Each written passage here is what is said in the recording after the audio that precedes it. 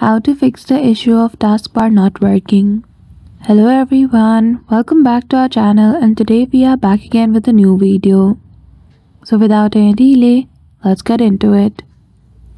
For that, firstly open Settings application, or you can simply right click on your taskbar at the bottom and from the menu go to Taskbar setting. Once you do, you will be heading toward the settings page of taskbar. Here you simply need to scroll down. There you will see the option of taskbar behavior. Simply click on it. Now, in this taskbar behavior setting, you simply can see the option of hidden icon menu.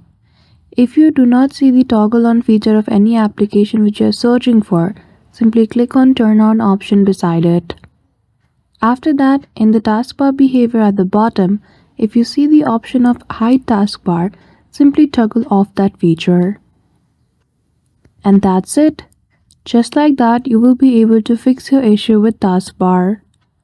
So I hope you found this video helpful.